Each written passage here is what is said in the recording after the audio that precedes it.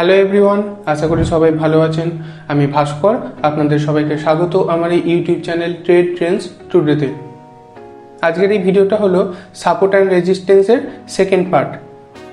এর পার্ট ওয়ানের ভিডিওটাতে আপনাদের দেখিয়েছিলাম যে সাপোর্ট অ্যান্ড রেজিস্ট্যান্স কী, কীভাবে কাজ করে ইত্যাদি।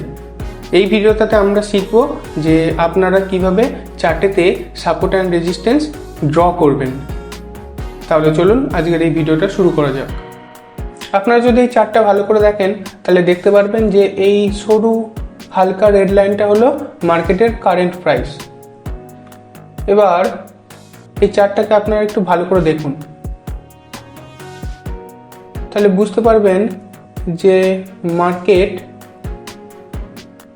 এই জায়গাটায়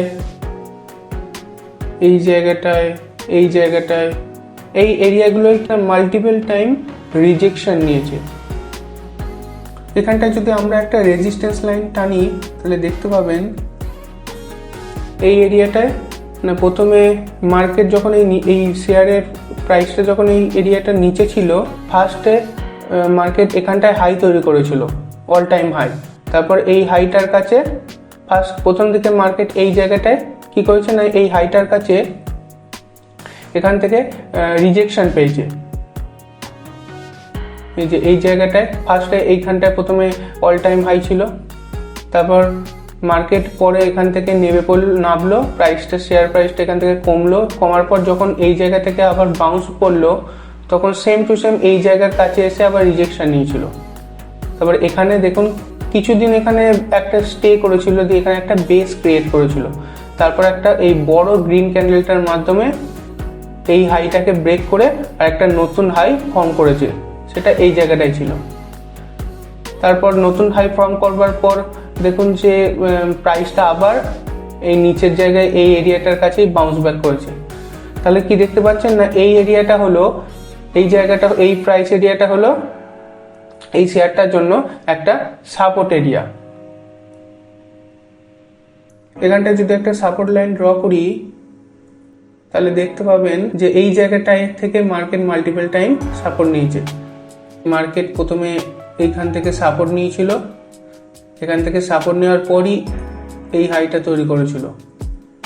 তারপরে এই হাইটা যখন ফার্স্ট টাইম ব্রেক করতে পারেনি প্রথমবার, তখন এখান থেকে আবার নেবে এই সাপোর্ট এরিয়াটার কাছেই এসে আবার সাপোর্ট নিয়েছিল। তারপর এখান থেকেই আবার বাউন্স ব্যাক করে এই সাপোর্ট এরিয়াটাকে এই রেজিস্ট্যান্স এরিয়াটাকে ব্রেক করবার পর মার্কেট আরেকটা নতুন হাই লাগিয়েছিল, এবং সেখান থেকে আবার যখন মার্কেট রিজেকশন পেল তখন আবার এই সাপোর্ট এরিয়ার কাছে এসেই মার্কেট আবার সাপোর্ট নিল এই এরিয়াটার মধ্যেই।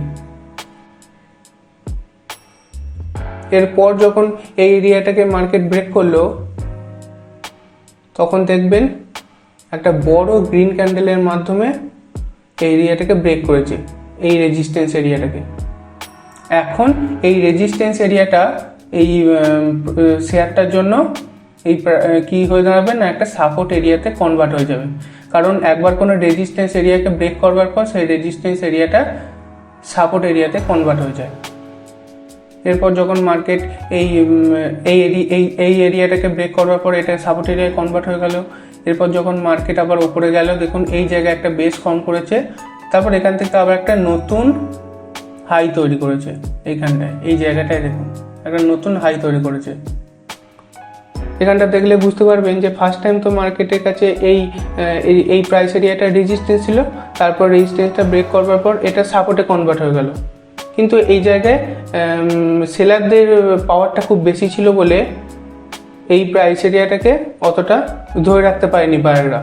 ফলে কি হয়েছে না, মার্কেট প্রাইসটা এখান থেকে নিচে নেমে গেছে। মানে এখন তাহলে কি হলো না, এই রেজিস্ট্যান্স এরিয়া, এই সাপোর্ট এরিয়াটা আবার রেজিস্ট্যান্স এরিয়াতেই কনভার্ট হয়ে গেল, কারণ শেয়ার প্রাইস এরিয়াটার নিচে নেমে গেছে। প্রথমে তো যখন শেয়ার প্রাইসের উপরে ছিল তখন এই এরিয়াটা কি ছিল না, সাপোর্টে ছিল। এখন শেয়ার প্রাইস যখন এর নিচে নেমে গেল তখন এই এরিয়াটা আবার রেজিস্ট্যান্স এরিয়াতে কনভার্ট হয়ে গেল।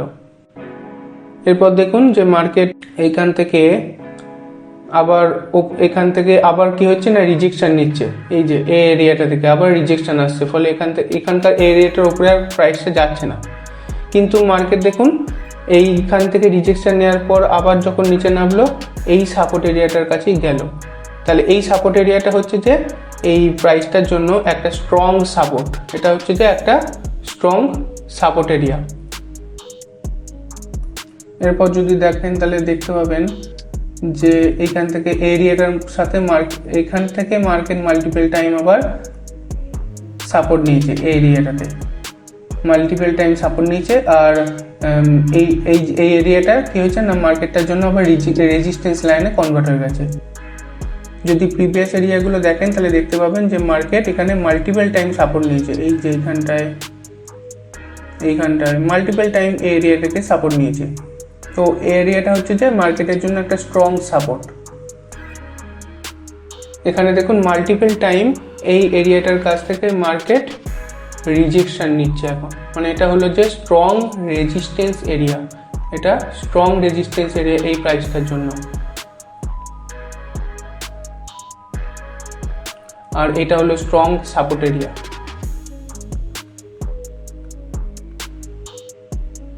এছাড়াও আপনারা যদি এইখানটা দেখেন যে মার্কেট এরিয়াটা ব্রেক করবার পর যখন হাইতে গেছিল আরো, তো এই জায়গায় একটা বেস ক্রিয়েট করেছিল।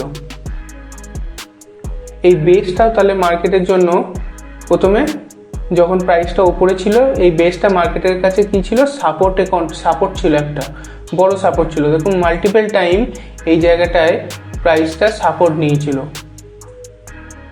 আর তারপর দেখুন এই ওপরে এই জায়গাটায় লম্বা লম্বা উইক ফর্ম করেছে। উইক ফর্ম কেন করেছে, কারণ মার্কেট এই জায়গা থেকে রিজেকশন নিচ্ছে, প্রাইসটা এই জায়গায় ওই জন্য উইক ফর্ম করছে, কারণ রিজেকশন পাচ্ছে। এই জায়গায় বায়াররা তাদের শেয়ারগুলো বিক্রি করে দিচ্ছে, দিয়ে সেলারে কনভার্ট হয়ে যাচ্ছে। সেই জন্য দেখুন এই জায়গায় প্রাইসটা কি করেছে না, বড় বড় উইক ফর্ম করেছে, কোনো সেরকম বডি ফর্ম করেনি। তাহলে এই এরিয়াটা কি হচ্ছে না, মার্কেটের জন্য আবার রিজেকশন এরিয়াতে কনভার্ট হয়ে যাচ্ছে। তাহলে দেখুন এরিয়া থেকে রিজেকশন নেওয়ার পর মার্কেট এই এরিয়াটায় মাল্টিপল টাইম সাপোর্ট নিয়েছে এই প্রাইস এরিয়াটায়। তারপর যখন এই প্রাইস এরিয়াটা মার্কেট আবার ব্রেক করলো, তখন দেখুন এই এরিয়াটা মানে এই সাপোর্টটা মার্কেটের জন্য রেজিস্ট্যান্স লাইনে কনভার্ট হয়ে গেল। আর এই এরিয়াটার উপরে প্রাইস যতক্ষণ ছিল তখন এই প্রাইস এরিয়াটা এই মার্কেটটার জন্য সাপোর্ট হিসাবে ছিল। তারপর এর নিচে যখন আবার গেল প্রাইসটা, তখন এই প্রাইস এরিয়াটাও মার্কেটটার জন্য আবার রিজেকশন লাইনে কনভার্ট হয়ে গেল, মানে রেজিস্ট্যান্স দিচ্ছে এই মার্কেটটাকে আবার এই এরিয়াটা। প্রাইস দেখুন এর কাছে যখনই যাচ্ছে তখন এখান থেকে আবার রেজিস্ট্যান্স পাচ্ছে। এইভাবেই সাপোর্ট অ্যান্ড রেজিস্ট্যান্স আপনারা আইডেন্টিফাই করতে পারবেন। এবার একটা ইম্পর্টেন্ট পয়েন্ট বলে রাখি যে মার্কেটে যখনই কোনো চারটি সাপোর্ট অ্যান্ড রেজিস্ট্যান্স ড্র করবেন, তখন চেষ্টা করবেন যে কারেন্ট প্রাইসের কাছেই সবসময় সাপোর্ট অ্যান্ড রেজিস্ট্যান্সটাকে ড্র করা। কারণ দূরে সাপোর্ট আর রেজিস্ট্যান্স লাইনগুলো ড্র করলে কি হবে না, গোটা চারটাই সাপোর্ট অ্যান্ড রেজিস্ট্যান্সের এই লাইনে ভর্তি হয়ে যাবে।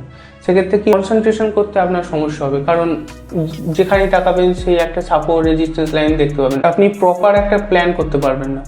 সেই জন্য চেষ্টা করবেন যে মার্কেটের কারেন্ট প্রাইসের কাছেই সাপোর্ট অ্যান্ড রেজিস্ট্যান্স লাইনটা ড্র করার। তো এই দেখুন এখন কারেন্ট প্রাইস এই জায়গাটার কাছে আছে, এই এরিয়াটার কাছে কারেন্ট প্রাইস আছে।